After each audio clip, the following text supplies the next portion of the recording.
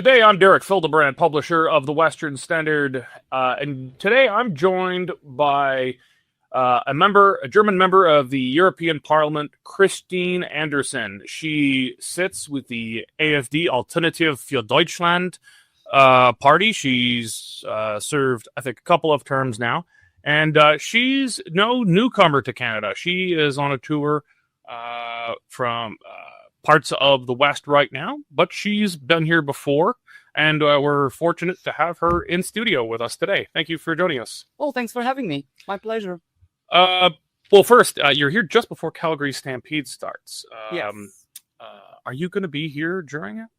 Well, had I known, I might have, made different travel plans. So I will fly back on July 4th. So I think the very first evening I will be able to catch some of it. So the way I describe Stampede to my German friends is redneck Oktoberfest. Yeah. You gotta be here. I know, but I will make it a point to be back, and then I'll make sure I will actually be here during the Stampede. Yes. Yeah, it's a crime to come right before or right after. You got to be here for it. All right. Well, you're touring this time. This time it's just in the West, Saskatchewan and Alberta right now. But you've toured before. The last time you were here, it ignited a national scandal.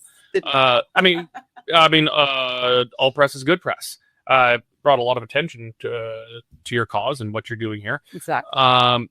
You, I think, caught the attention of most Canadians when former Prime Minister Justin Trudeau came before the European Parliament, and you made him feel a little less than welcome. Yes, and that was exactly my point. That was what I was trying to make.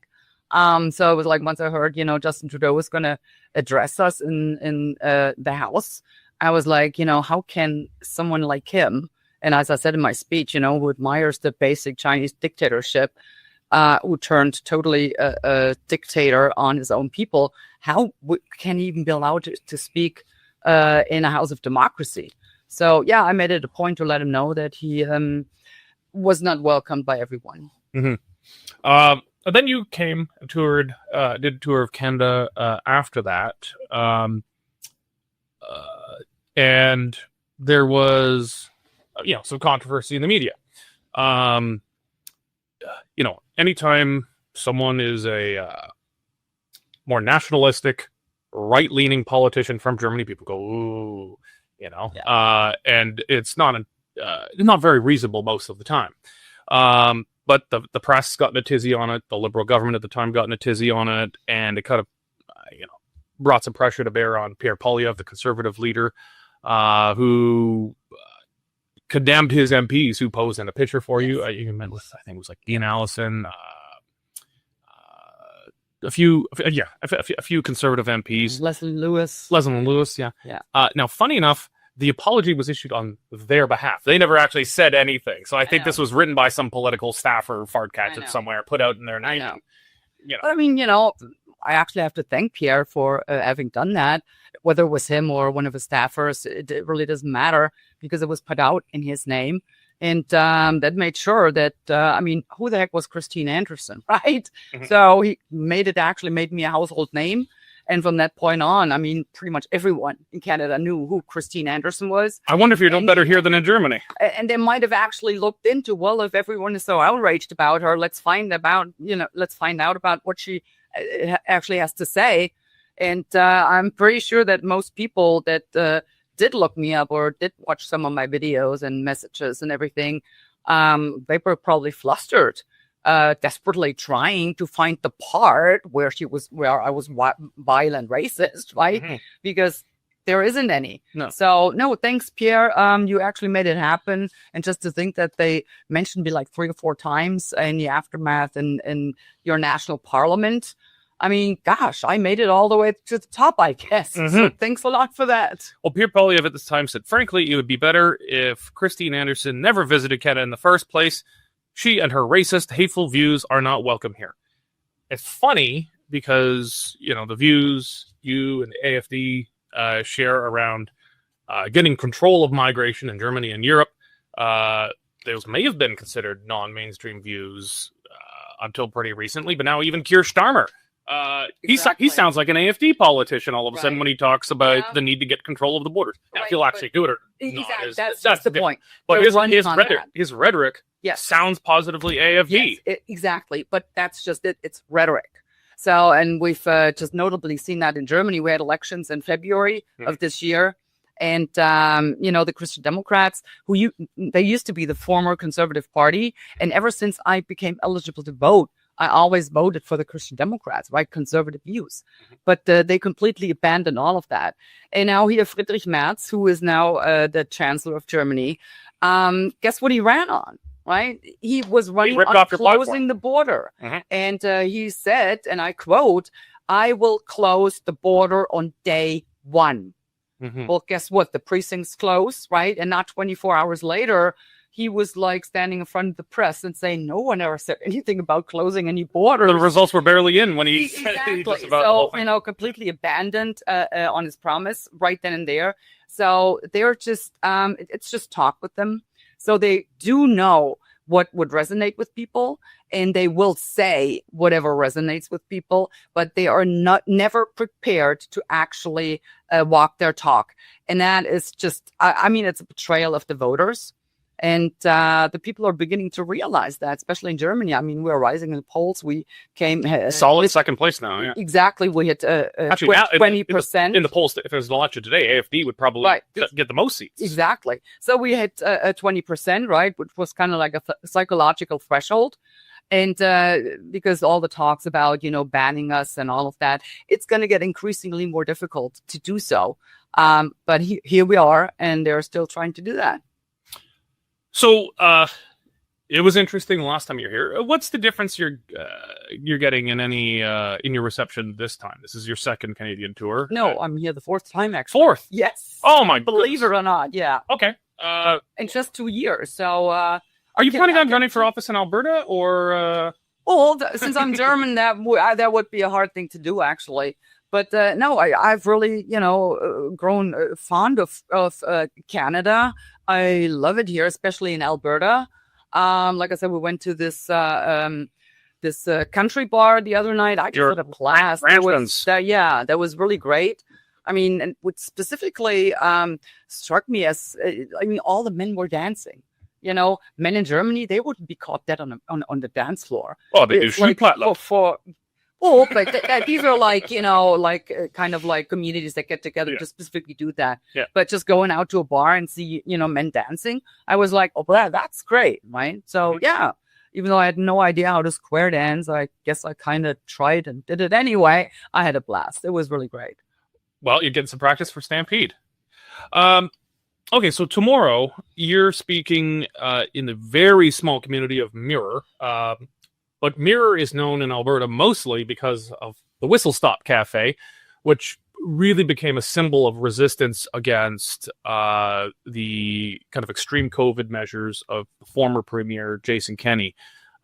He refused to shut down. The cops would raid his very modest little establishment, and he just refused to give in. And so, so it's the Whistle Stop Cafe. It's kind of known because of that. Otherwise, Mirror is barely on them. No offense to people in Mirror, but like it's not really. No one would even know it existed. It was put on the map during COVID. But there's an event taking place tomorrow around the Alberta independence movement, which has really become a mainstream movement here. There's almost certainly we're having a referendum in Alberta within the next year to year and a half on independence. Right. It's a very real thing.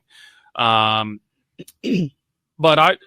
I thought, people who were opposed to COVID lockdowns and mandates and people who support independence, there's a huge overlap. They're not the same thing, but there's a big overlap of those groups. So in one sense, I was not surprised to see your name headlining the list. But in another, I thought, it's kind of, it's not your set of issues. So, but I'm coming back to him, the former Premier Jason Kenney, who was ousted by kind of a coalition of sovereignist movement and the anti-lockdown mandate movement. He tweeted, "Sad but regrettable that Alberta separatists have to fly in a far-right German politician to support their destructive cause. I agree with what Pierre Poilievre said back then." A few things come to mind. I mean, it's pretty cheap shot, which is say far right German politician, you're really not very subtly dog whistling that this is the worst kind of thing. But I mean, he's still smarting over he was the only leader in Canada to be ousted during COVID, Right. and ousted by his own party, which probably hurts a bit more than being ousted by another. Any thoughts to what he has to say, and why is it that you're speaking at an Alberta independence? Well, so first of all, there's a couple of things to unpack here. So first of all, the label far right. I'm not far right. It's just I've been right so far, and that really ticks them off, and that's why they keep applying all of these labels and calling me just about any name in the book. But hey, that's their problem. It's not mine. No one gets to define me. I know exactly what I stand for. I know exactly who and what I am, and I know exactly what I'm not. So I usually don't, pay any attention to. I mean, like, I didn't even know who this guy was before he put out this tweet. And he's been angry at you for a while. Oh, see, well, there you go. Because you've been around here speaking against mandates and whatnot, which he was so fond of. Right. So anyway, I hadn't even, seen the tweet. I was alerted to it, and I was like, yeah, well, whatever. Who is this clown? And, whatever. He doesn't know anything about me. So, but the thing is this, to just insinuate or, accuse me of coming out here to support the separatist movement. The point is this, I didn't even know there was a separatist movement going on in Alberta. Yeah. But here, yes, of course, I came out to specifically support that cause. Which is absolutely not the case. Like I said, I didn't even. Well, there's overlaps of they're largely the same people. Exactly. Yeah. However, having said that, that is a discussion the Albertans need to have, and it's up to the Albertans to make up their mind about that. And I cannot fly in from Germany to say, yeah, you should do it, or no, you shouldn't, because I don't know enough about the issue to actually intelligently speak about that. I could only speak about that in, broad general terms. So I might, connect it or compare it to the Brexit that happened when Great Britain left the EU. And they did so because they wanted to just retain their decision-making competencies. So that's what we're faced with in the EU. All of the member states, they are relinquishing their governing powers to Brussels, to Ursula von der Leyen, of all people. It's her. And we all know she doesn't have the best interest of the people in mind. She is self-serving, serving, a group of people, I don't really know who they are. So for the lack of a better term, I always call them the globalitarian misanthropists. So she is serving them. So just from what I understood is Alberta is pretty much economically speaking self-sufficient, right? So, and they're pretty much funding all of the nonsense that is, being decided in Ottawa. So it is any people's right to choose independence. But like I said, it's a discussion for them to have. They have to decide. So the Albertans really need to get into these issues and really make informed decision about that. But don't let anyone shame you if you do want to separate. And don't do that. Take the decision that is yours by right. And whatever you decide, I guess the rest of the world is just going to have to accept that. That's how democracy works, by the way. Yeah, it is funny. I don't think there's much in the way of an organized Bavarian independence movement, but there has been at different points historically. And for a long time, I've compared. Some people try to compare Alberta's independence movement to Quebec or to Scotland or Catalonia. I've actually always compared it more to the Bavarian one, in that Scotland or Quebec see themselves as different from the larger, bigger country, as a different nation, whereas the Bavarian, I don't know, independence, probably more particularist movement is more of an appropriate term now, but it always saw itself as, didn't see itself as not German, it saw itself as maybe more German in some ways, and just or a different version of it. And in many ways, I think that's the Alberta experience. We don't see ourselves as not Canadian. We see ourselves as, well, maybe what Canada used to be, and Canada's gone on to be something different that we no longer want to be a part of. Yeah, see, that's exactly it. It all comes down to identity, right? And what they're doing, and when I say they, I mean the globalitarian misanthropists, once again, and just to clarify, I mean, whether it's Trudeau or Carney now, or it's our Chancellor, or Ursula von der Leyen, they're not the ones calling the shots, right? They're not the ones making the decisions. They're just the puppeteers of the globalitarian misanthropists. And what they set out to do is to actually steal our identity, whether it's our cultural identity, our national identity. They won't even shy away from stealing our sexual identity. That's what they're doing right now with this whole transgender madness. So that what makes us who we are, down to the very core of our individuality, they're even trying to rob us of this. So if the people, and usually, the peoples around the world, they are set in their traditions and they're proud of their traditions, their history, their language, their culture, and all of this. And if you're trying to take that away, you will get backlash from the people because they do not want to surrender their identity to just, some, I don't know, one world government or whatever they might have in mind for us. They don't want that. And that's why they're receiving that backlash. And the only way to counter that from the perspective of the globalitarian misanthropists is to actually shame these people, label them, right-wing conspiracy theorists. I mean, any name in the book, you just name it. So because they actually do not have any arguments. Okay, you've used that term 3 times now. Yes. Say it again. Globalitarian misanthropists. See, most people call them global elites. Okay. But I do not consider them elites. They're anything but. So okay, it's not only a globalist. I haven't heard that term until now. It's not only a globalist movement, it's actually a global totalitarian movement. So globalitarian. Oh, global. Okay, globalitarian, and then instead of elite, misanthropists, because that's what they are. Okay. I hadn't heard that term before. So I thought I'd learned a new term. Unpack it here. Germans are always just mashing words up to make new ones. So do you. The English-speaking word does that too. So yeah. No, we just steal the word. We steal the words. Well, but that goes both ways. Yes, that's true. Okay, so you've touched on this a bit already, but I want to pack it a bit more. When we spoke last, it was right after the Bundestag elections in Germany. AfD had just scored a historic second place vote. Friedrich Merz's CDU won a plurality, but was the lowest plurality of any first place party in the history of the Federal Republic. And he was entering into coalition talks. I mean, it's a funny thing to North American ears that he instantly says, I'm going to talk to the main leftist party to form a coalition, not to the party. Actually, worse, he did it while campaigning.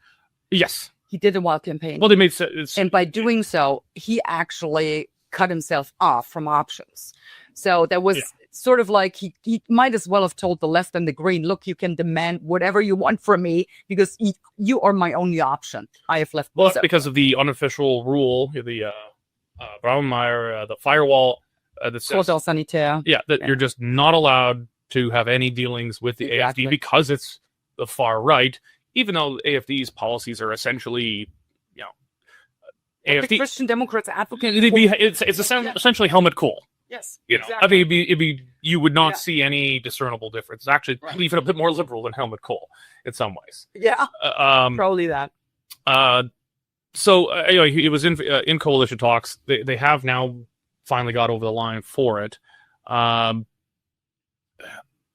has it panned out, and how do you think Germans broadly have received the new? I mean, they use the term grand coalition, but that was only applicable when it was the two biggest parties. It's now the first biggest party and the third biggest party. Right. Well, I mean, let's just start there. So elections we had in the past, right? It was either the Social Democrats or the Christian Democrats. These were the two major parties. And they, came in anywhere from 40 to 48, 49%. Mm-hmm. Christian Democrats sometimes even hit the 50%, right? So this is what we're talking about. And now the Christian Democrats, they're actually celebrating it as a grand victory when they made 27%, right? This is embarrassing. First place party with 27%. That is crazy. It's embarrassing, right? So, but what's been happening is actually, ever since we got founded in 2013, they've been trying to annihilate us, right? Applying all kinds of labels to us. So first we were anti-European, we hate Europe. We want to destroy Europe. We hate our currency, the euro. And we do so, but for very good reasons, right? So it was these kind of labels. And the next thing, Angela Merkel ripped open the borders, open wide in 2015. So we started, to get in more of that issue. Then we were, Islamophobe, xenophobe. I mean, the whole shebang, and nationalists, of course, and then of course, that's a dirty word in Germany, but in most of the world, it's actually quite fine to say I'm a nationalist. Yes, absolutely. So, and then it moved on to, us actually being Nazis, right? So, whatever they tried to do, it didn't work. It only worked for a certain amount of time, right? But what happened was people are beginning to realize that everything we have been saying since 2013 is now exactly what they're seeing in their everyday life. So they've come to realize we weren't fear-mongering. We weren't making stuff up. Mm-hmm. It is happening, and they see the repercussions of all of these policies that we, as the only party in Germany, criticized and condemned, and they're now seeing it. So, and at this point, it's like, labeling us, stigmatizing us, it is not working anymore because people have come to realize they were actually right. And so, here we are. And now there's talk of banning us, right? But like I said, it's just talk. Because when you really look down to it and, there are various reports they have on us, which allegedly prove that we are actually anti-constitutional, it is so embarrassing. I mean, any fifth grader would write a better report on that. Well, I want to talk about that. It's a funny thing to ban a party. Like, as authoritarian as much of the West has become, we don't ban political parties. I mean, we effectively shun them and ban them to the fringes, but they can't be legally banned. The German pronunciation of it is far beyond my capacity, but the Office for the Defense of the Constitution or the Basic Law in Germany, which is kind of an intelligence agency, put out this report saying that the AfD was an anti-constitutional authoritarian party. They put out a statement saying that the report says that, but they didn't actually put out the report. And then parts of that report was leaked. Yeah, then parts of the report got leaked, and it was the whole report got leaked. Okay, first parts and then the whole thing, and it was shockingly embarrassing. It's just. I know. So then the whole thing fell apart, and I think it's essentially the report's been withdrawn.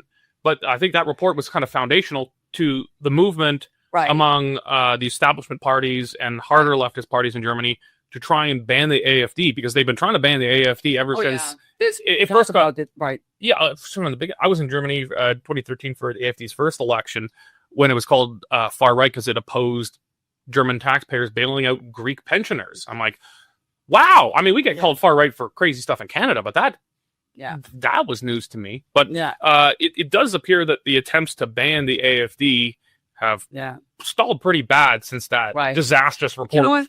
You just mentioned something interesting, the bailout of Greece, right? So our currency was in big trouble. So, and of course, the Germans, we were literally shamed into, we have to help the Greek people. Mm-hmm. They're so poor and, whatever. So, and truth be told, all that, these billions and billions of euros that we actually sent to Greece, had any of that money actually helped the Greek people, I would have carried it down myself personally to deliver it.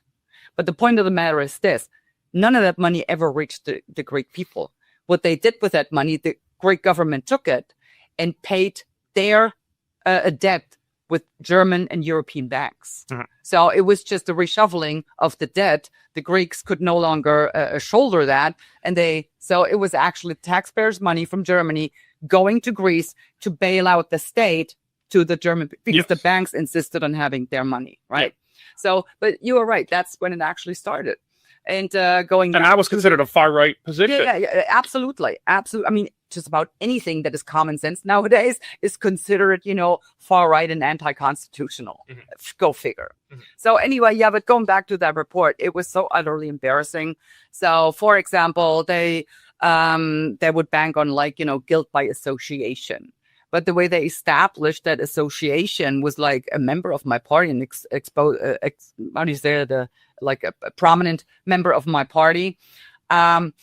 He visited university at the same time that a known neo-Nazi visited that university.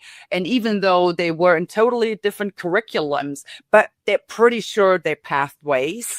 And this is how they built their case, right? Yeah. Another one, he was condemned as or Islamophobe and, made dehumanizing statements. What he did, he quoted what Erdogan said, right? He simply quoted that and pretty much exposed what Islam is all about. It's not about peace. And, none of that is actually about to conquer, the Western world. So he quoted Erdogan, but it was treated as though it was his own thoughts. And, he came up with that, quote, whatever. So it's just ridiculous. And they will fall flat on their butt. So they just keep the talk about banning us, going, in the hopes that, a lot of people, it will shield them or prevent them from voting for us. But I don't think It's not been working very well ever so far. go actually ahead and charge us or apply to the court to ban us, because if that fails, man, then we would actually have a stamp on top of it. Yep, not far right. Well, in most polls now, AfD is just slightly ahead of the CDU in the polls. It's now the most popular party of Germany. Yes. To ban, it's one thing it might be easier to get away with banning some fringe guys. I think in Saxon there was some guy who proclaimed himself a king or something. Yeah. Okay. And they were actually plotting and trying to kidnap Lauterbach, who was the Minister of Health. Yeah, there's some weird stuff there. They flew him, via helicopters to Karlsruhe to be charged as traitors and anti-constitutional. We were talking about old people, And at that point I said, well, maybe they should be on the lookout if, on Amazon, the sales of walkers, go up. There might be actually general mobilization. Yep. So ridiculous. Yeah, but it's one thing to ban a tiny little group. I don't think it's generally good even then, but it's easier to get away with. But to ban the single most popular party in a country, that's an invitation to civil war. That you're saying you cannot express yourself democratically. Yes. That legitimizes other means. It's inconceivable that you, it'd be like the Liberal Party of Canada banning the Conservatives last year when the Conservatives were first place in the polls. It would, a state would lose. Ironically enough, that's exactly what the Nazis did. They banned the Social Democrats back then. Right? Well, they banned them when they were less popular than themselves. But yes, they were banning other parties. Exactly. So, how, more totalitarian can you actually get? And on top of that, we are talking about 25% of the German voters now, the German population.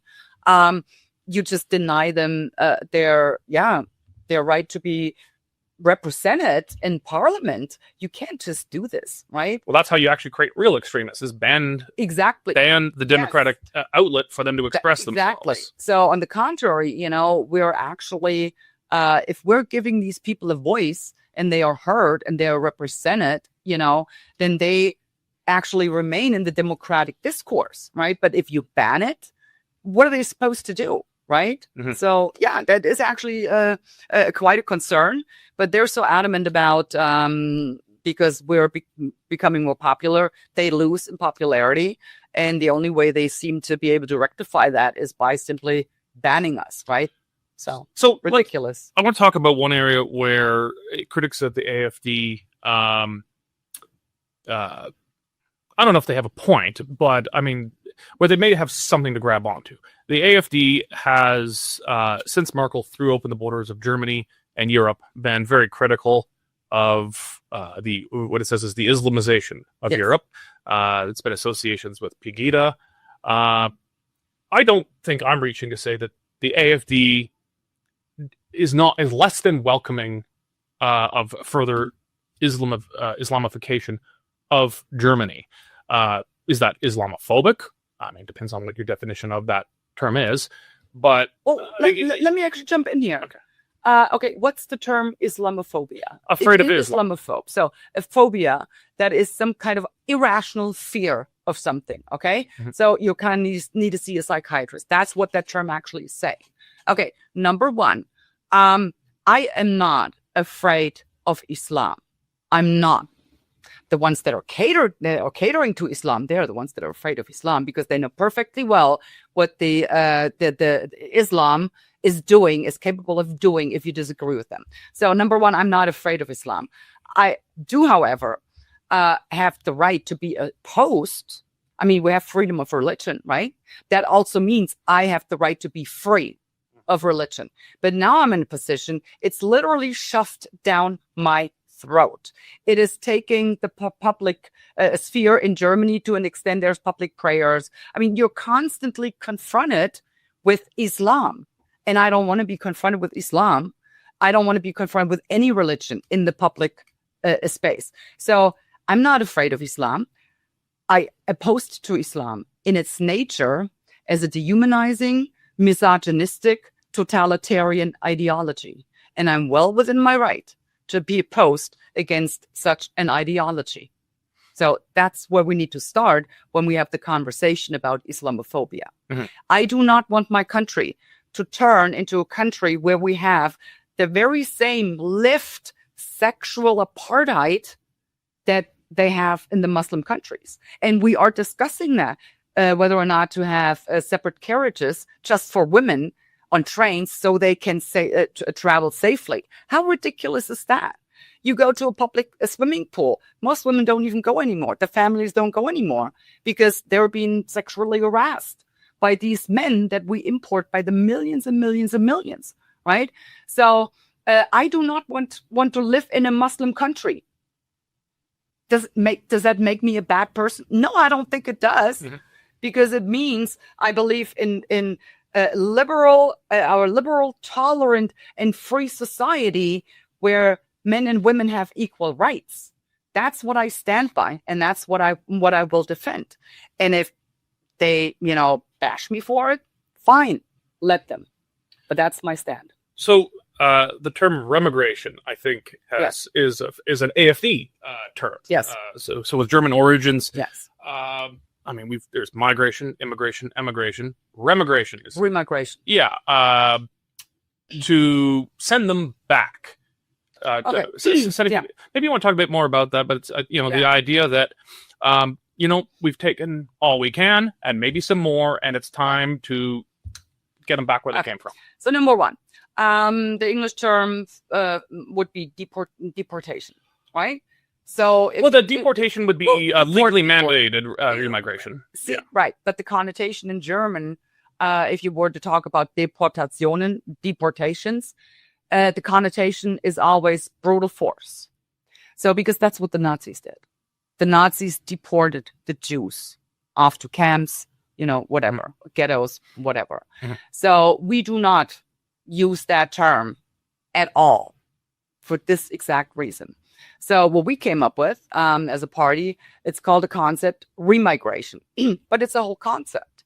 For example, saying that, maybe the refugees that we did take in, maybe we should, supply them with some skills in some kind of a trade, teach them a trade that they could then apply in their home countries to build their societies, right?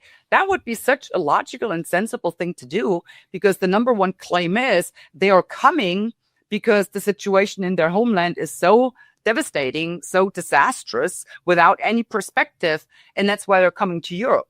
And yes, they are. They are in search for a better life. I understand that. And I do not blame these people.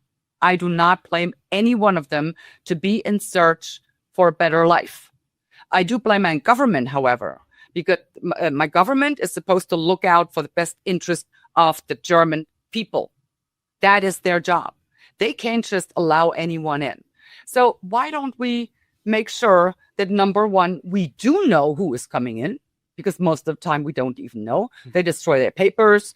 That leads to the fact that we cannot send them back to their home country in case asylum is denied. So we're just stuck with them. So let's go and find ways to make it attractive for them to actually do go back to their country and rebuild or build a future there.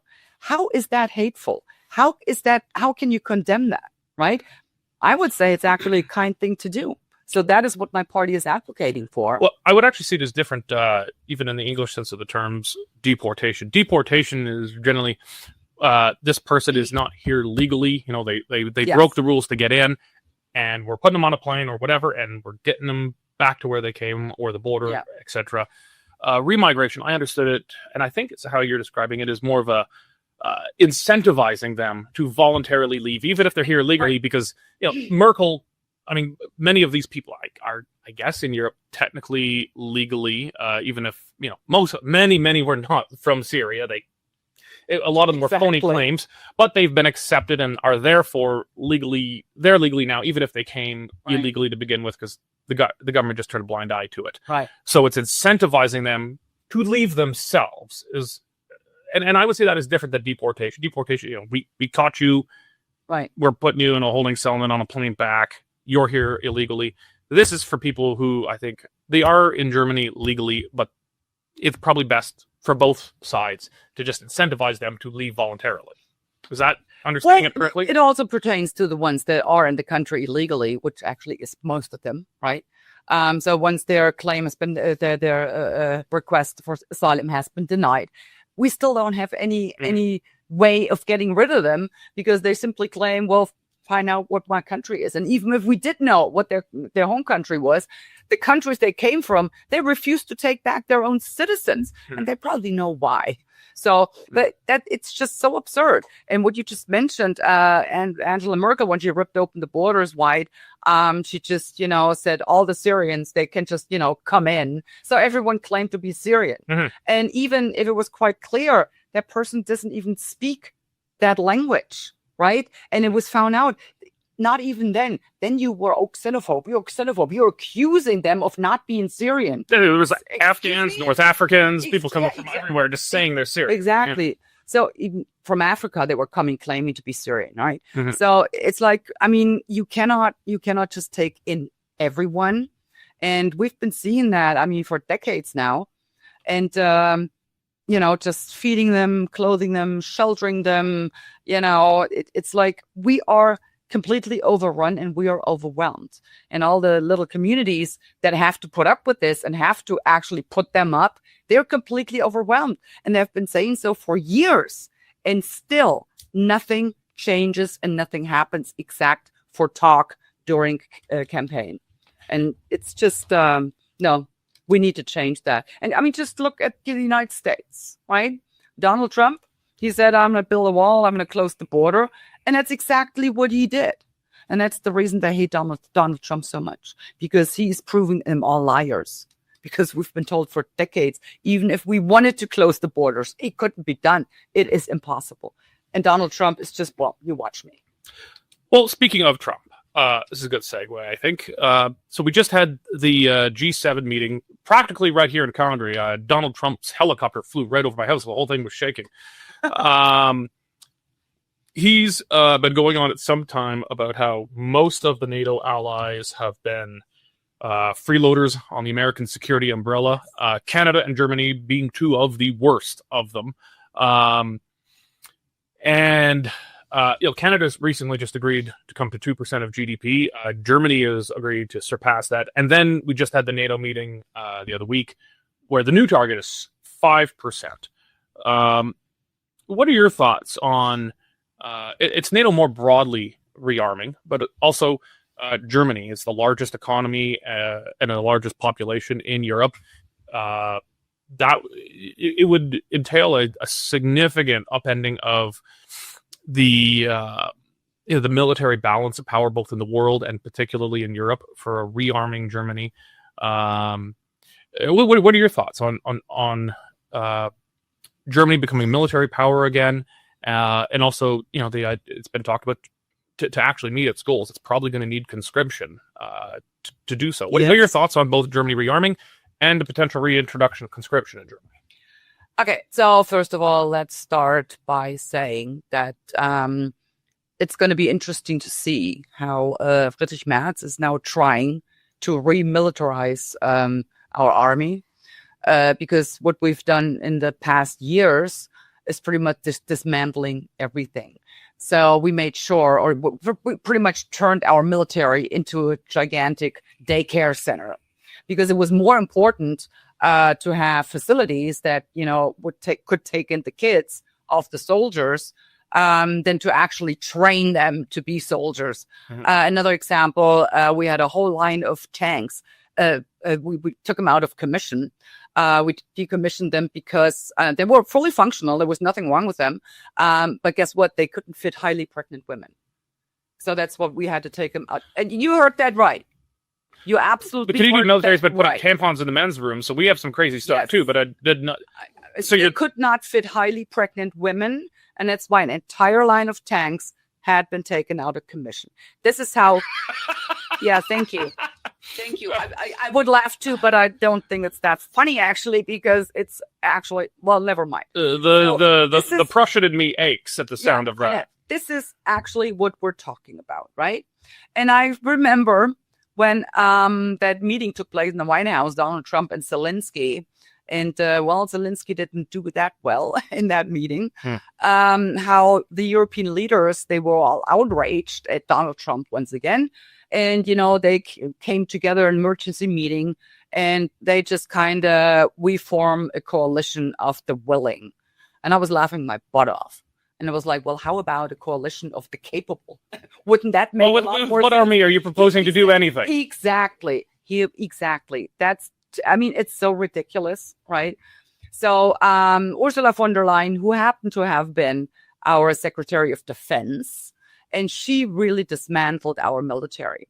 So we went off the conscription. So, you know, it's just ridiculous. And I mean, if Canada now thinks that Europe is going to have their back, oh, you got another thing coming. Mm-hmm. I mean, they want to, but they are incapable. So now coming to the point of conscription, is that the word you're using? Okay. We used to have that. We got rid of it.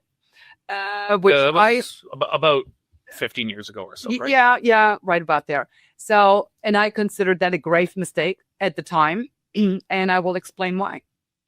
If you do not have mandatory military duty, that every young man and women, we women weren't actually allowed to do so for a long time. If you no longer have that, or if you don't have that, then you're left with a population that is defenseless, completely defenseless. Mm-hmm. But if you have a certain percentage of the population that was actually trained in military ways to defend the country, you will have a base, and you will not be. So you favor the reintroduction of conscription? Absolutely, I absolutely do, because like I said, we are put in a spot right now. We are completely defenseless. We import millions and millions and millions of young men in fighting age. Mm-hmm. And not only do we import them, we strategically place them everywhere in our country. Let me give you an example. We had this happening a few years back. 2 of them just went berserk and decided to just shoot around in Munich, right? It led to the fact the police... That was right before the Munich Defense Conference, right? It was like the day before? No.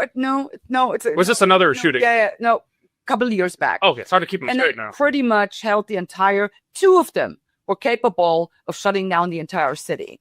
People were asked to stay at home. Strangers would grant you refuge in their home because you had nowhere to go. So all the police forces were pulled into the city because 2 of them went nuts, right? The train services stopped everything. The city was essentially completely shut down. Now, the following scenario, and we've also seen what they are capable in Munich. In Cologne. 1,000 of them just gathered in Cologne to sexually harass hundreds and hundreds of women. You're talking about the New Year's Eve rape riots. So they can organize pretty quickly, and they come together by the thousands. Okay, the following scenario. let's just say 100 of them say, okay, we're going to cause some chaos here. They spread out 10 different cities, and 10 of them just start shooting around. So what will happen? All the police forces will be pulled into these 10 cities trying to rescue the nation of 100 guys. What's going to be happening with the rest of the land? There isn't going to be any police there. So in the rest of them, they just, target, I don't know, one community and ransack it.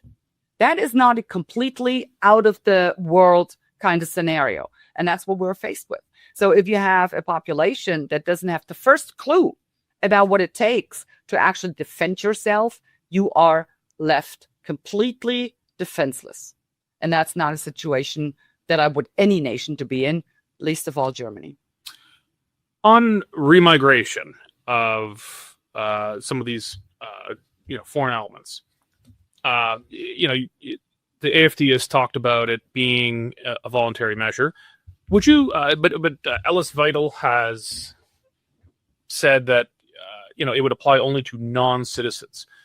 Would you favor that policy being enlarged to include voluntary incentivization for people who have become naturalized German citizens to give up their citizenship and return to their home countries? No, you cannot ask citizens. I'm talking about voluntarily, not forcefully. Well, I mean, voluntarily ask them to give up their citizenship in exchange for some kind of no. incentive. You should not be able to ask anyone to surrender their citizenship. Point one. So no, we cannot kick anyone out of the country who is a German citizen. Well, I didn't say kick out. I'm talking about voluntarily incentivize. Well, I mean, if someone wants to leave, he will leave, right? But no, you should not be able to actually. You should not ask them to do that. However, we might want to reconsider our practice and just throwing our citizenship at everyone or just about anyone. At this point, it's like whoever isn't up on a tree by the count of 3, we will slap him with citizenship, right? Mm-hmm. So, and at a minimum, yes, you should have to make a choice. If you want to become a German citizen, yes, you will have to surrender the citizenship of the country you held up until that point. The exception for that would be if you required dual citizenship, both by birth naturally.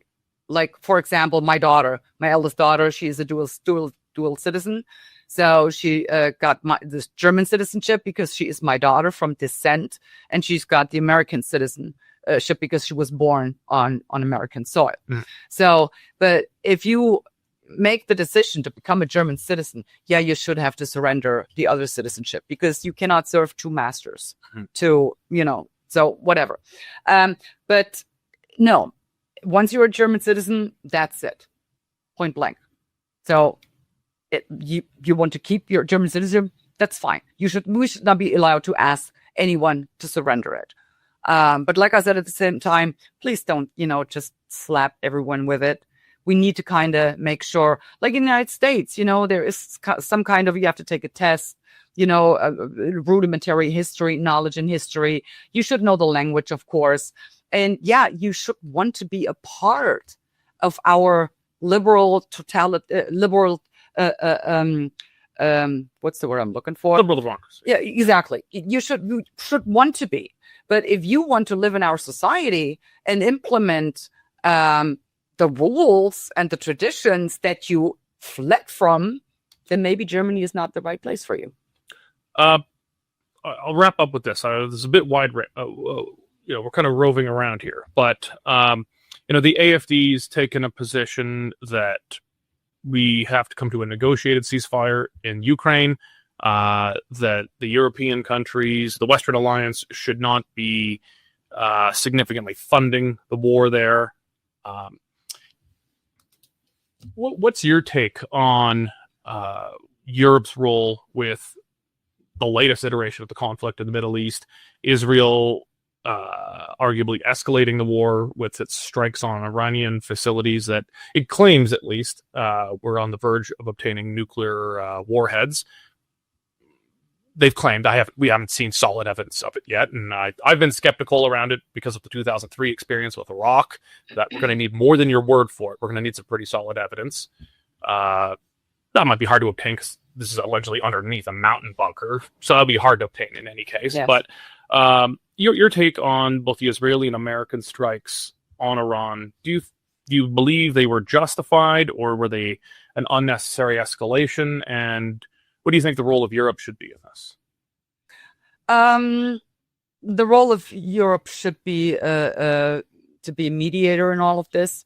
We can't be doing anything else since just described. It doesn't have the capacity to be involved if we wanted to. This is like the best we can do. It's like, look, we want to talk to you. That's all we really can't do. But do you think the strikes were justified or an unnecessary? I actually think I do.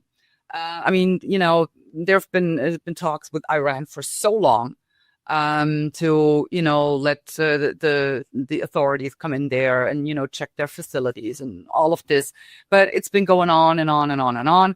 And I do believe that the previous U.S. administration under Biden, under Obama as well, they have been way too lenient in checking up on that. So I do think it was justified, because once Iran has nuclear powers, I mean, there is no telling what will happen to this world. So, yes, I do think it was justified. But I hear you. I'm completely with you. When going back to, in 2003, I think it was, right? There was supposedly there were weapons of mass destruction. And to my knowledge, they haven't found them to this day. No. And I still, see Powell standing in front of the United Nations, and was it the United Nations, or it might have been the Senate, or, whatever, swearing that they do have weapons of mass destruction. I mean, we've seen so much. You might remember the incubator lie, when that alleged nurse from Kuwait, she was claiming that Iraqis, came into the hospital, took the newborns out of their incubators and threw them just on the floor, trampled on them and stuff like that. And she made that statement in front of the UN. And later it turned out she was the daughter of the Kuwaiti ambassador. Yeah. So, I mean, in both incidences, it just, things were said, people were lied to get them behind the idea to wage war, right? I think so. I don't know if that is happening, if that's what's happening now. Mm-hmm. I really would think it is one thing if, democratic administration is claiming these things, even though back then it was Bush, it was Republican too. So, but I think, or I would like to think that Donald Trump, that he actually does have the right intel, and that he has people around him that he absolutely trusts with that intel, whatever he's being told. So, make a long story short, I do think it was justified, and I do trust Donald Trump to have made the right call here. Well, look, I think George W. Bush believed his intelligence. I don't think he lied. I think he probably genuinely believed what he was being told. I think there were some other George W. Bush? Yeah, George W. Bush in Iraq. I think some other people around him were lying. His role, he took a 9/11, that was like, gee. Yeah. Okay. Without getting too far into it, I'm generally would be pretty sympathetic to the Israeli-American strikes on Iran here if they were on the cusp of obtaining a nuclear weapon. I'm in agreement that they must never be allowed to have the bomb. It'll send the whole... Yes. It will lead to a much bigger, much worse war. It's going to be stopped. The question is, were they on the cusp of getting the bomb? And, I try not to... Even a politician I'm sympathetic with, I don't give them the benefit of the doubt on military intelligence for war. They've got to show me the money. They got to give me the evidence. Yeah. And I'm concerned right now that there's a lot of people who are sympathetic or supportive of Trump, and they're willing to believe him because they like Trump. But then you see the same thing with George W. Bush. In other cases, you'd see the same thing with Democratic leaders, Obama, Clinton, etc. I don't think we could base this on, do we like the politician making the claim? That's not what I'm doing. So that's not what I'm doing. My question to you is, is it incumbent upon the Israeli and American governments to give us hard evidence that would justify? Absolutely. Yes, they should. Because we haven't seen that yet. That is true. So it might, they could not have shown us beforehand. I get that. But it's done now. And you say you were successful in doing so. So Yeah. Promise to get that Let's evidence see would it. require like a ground invasion to go in, and Let's see no it. one wants that. Right. But on the other hand, it's also like this whole thing that's going on. It's either like in our societies, we're now having pro-Palestinian protests, right? And it was like, what the hell is wrong with these people? I mean, just look at Israel. They are really in a tough spot. They are surrounded by their arch enemies, and all of their enemies surrounding them. They would, rather see him die today than tomorrow, right? God bless you. That's a Gesundheit. God bless you. Gesundheit. Gesundheit. So, I mean, they are in this, incredible, difficult situation, and they are actually, their life is at stake every single day, right? And what happened October 7th, how can you rally in our societies on the streets actually celebrating what happened on October 7th, right? That is beyond me. And you will never get me to, I don't know, condemn that Israel is defending its citizens and themselves. All right. Well, Ms. Anderson, thank you for your time. I appreciate you coming in, stopping at our Calgary studio here, and wish you the best of luck as you continue your tour across Alberta and Saskatchewan. Thank you, and thanks for having me. It was, as always, a pleasure. All right. Well, that's Christine Anderson. She is the German member of the European Parliament, sitting with the AfD, Alternative für Deutschland, coming through here. You can, where can the people find out more about you? Well, just Google me. You'll find me all over the place. Twitter is probably my main channel. Right on. All right. Remember, we need you to step up and support the work that we're doing. Go to westernstandard.news. Click on subscribe. It's only $10 a month or $100 a year for unlimited access to all Western Standard content, supporting the work that we're doing here. Thank you very much for joining us today, and God bless.